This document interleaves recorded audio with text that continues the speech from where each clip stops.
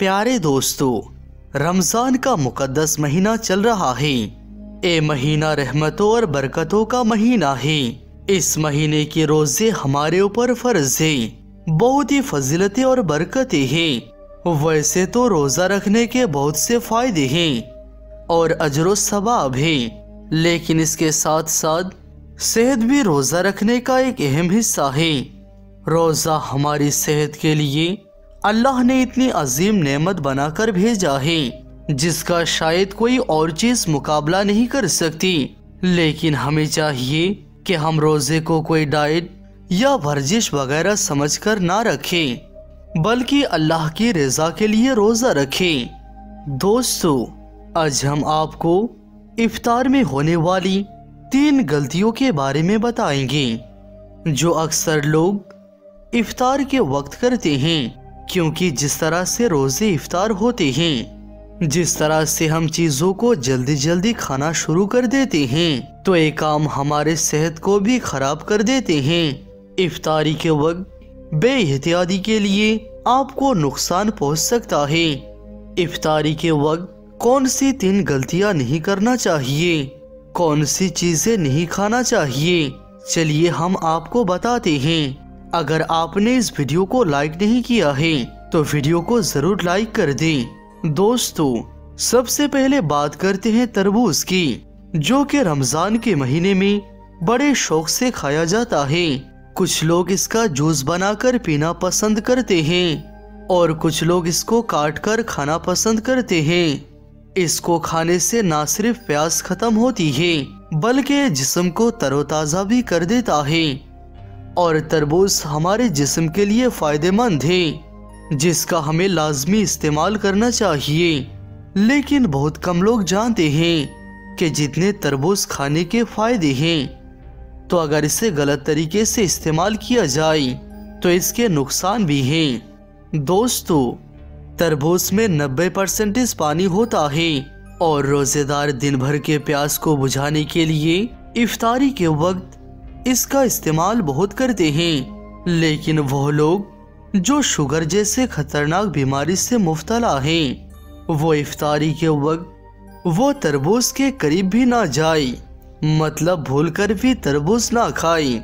इफ्तारी के वक्त तरबूज खा लेने के बाद ऊपर से ज्यादा पानी का इस्तेमाल से पेट की बीमारी हो सकती है, क्योंकि दिन भर के भूख प्यास के बाद जब हम तरबूज को खाली पेट खाने के बाद ऊपर से मीठा पानी पी लेते हैं या फिर ज्यादा से ज्यादा पानी का इस्तेमाल कर लेते हैं, तो ये हमारी सेहत पर बहुत बुरा असर डाल सकता है।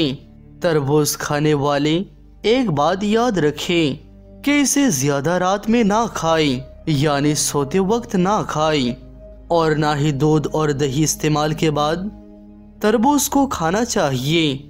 जैसा कि आपको पता है कि इफ्तारी के वक्त मुख्तलिफ किस्म के खाने लगे होते हैं और हम तरबूज खाकर ऊपर से और दूसरी चीजें खाना शुरू कर देते हैं, तो ऐसा हरगिज ना करें। जो लोग इफ्तारी के वक्त कोल्ड ड्रिंक का इस्तेमाल करते हैं, ये आपके मैदे के साथ साथ गुर्दों को भी ले डूबती है। ये तेजाब की तरह काम करती है और आपके गुर्दों को नुकसान पहुंचा सकती है। दिन भर की भूख प्यास के बाद जब रोजा इफ्तार किया जाता है, तो सामने समोसे पकौड़ों की ढेर देखकर हम खाली पेट तली हुई चीजें खाने शुरू कर देते हैं और ऊपर से कोल्ड ड्रिंक का इस्तेमाल शुरू कर देते हैं। याद रहे कि दिन भर के खाली मैदे में अगर तली हुई चीजें आएंगी तो मैदा तो खराब होगा ही, और साथ ही साथ आपके गुर्दे भी जाते रहेंगे। कोशिश करें इफ्तारी के बाद सबसे पहले खजूर ले, जो कि हमारे प्यारे आका सल्लल्लाहु ताला अलैहि वसल्लम का सुन्नत है, और सुन्नत के मुताबिक ही हमें रोजा इफ्तार करनी चाहिए। अगर खजूर ना मिले तो फिर पानी से रोजा इफ्तार कर ले, फिर उसके बाद थोड़ा थोड़ा करके मिक्स्ड फ्रूट का इस्तेमाल करें। इफ्तार के बाद कभी भी कोल्ड ड्रिंक का इस्तेमाल ना करें और इस शुगर पेशेंट के लिए जहर की तरह काम करती है। क्योंकि इनमें बहुत सारे शुगर मौजूद होते हैं। तो हर वक्त कोल्ड ड्रिंक से खुद को बचाएं। नंबर 3, जो लोग खाली पेट चीनी वाला पानी इस्तेमाल करते हैं तो खाली पेट कभी भी शरबत का इस्तेमाल ना करें, खासकर इफ्तारी के वक्त, वरना ये आपको शुगर जैसी लाइलाज बीमारी लगा सकती है।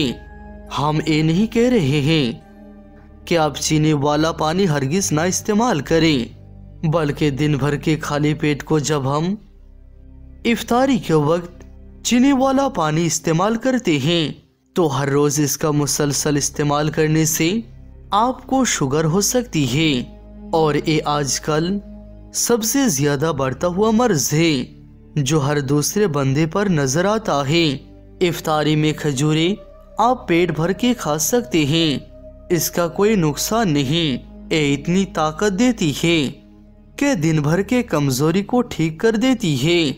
इसका सबसे बड़ा फायदा ये है कि खजूर मोटा नहीं होने देती, बल्कि जो मोटे लोग हैं जिनका पेट बाहर निकल आया है वो भी खजूर से अपने पेट को अंदर कर सकते हैं। इफ्तारी के वक्त जो लोग सेहत का शरबत पी लेते हैं वो अपनी सारी जिंदगी की सेहत पा लेते हैं। दोस्तों, वक्ती तौर पर ये बात आपके लिए अजीब हो सकती है, लेकिन ये बात आपको तब पता चलेगा जब आप इस पर अमल करेंगे। इफ्तारी के वक्त सेहत का शरबत पी लेने से आपकी सेहत अच्छी होती है। अगर आप अपने जिस्म को एक्टिव और निखरता हुआ देखना चाहते हैं तो इफ्तारी में शहद का शरबत इस्तेमाल कर लिया करें। इसके इतने फायदे हैं कि आप सोच भी नहीं सकते। इफ्तारी के साथ साथ हमें सहरी का भी ख्याल रखना चाहिए। सहरी में हमें कार्बोहाइड्रेट और प्रोटीन वाली चीज़ें इस्तेमाल करनी चाहिए। सहरी में गोश्त, अंडे, आलू, दाल, दूध और दही का इस्तेमाल हमारे लिए फ़ायदेमंद हो सकता है। सहरी में चाय या कॉफ़ी का इस्तेमाल करने से परहेज़ करें। इसके जगह आप दूध या लस्सी पी सकते हैं। बहुत से जगह पर सहरी के वक्त दूध या दही का इस्तेमाल किया जाता है, क्योंकि अगर सहरी के वक्त अगर आप कोई ताकत वाली चीज़ लेंगे तो सारा दिन उसका असर आप पर होता रहेगा। आपको कमज़ोरी महसूस नहीं होगी, आपकी सेहत कायम रहेगी। इसलिए सहरी के वक्त आप लोग दूध, दही या मक्खन का इस्तेमाल किया करें और चाय या कॉफ़ी इस्तेमाल ना करें। दोस्तों, आज के लिए बस इतना ही। उम्मीद करते हैं वीडियो आपको ज़रूर पसंद आई होगी। जज़ाकल्लाहु खैरन।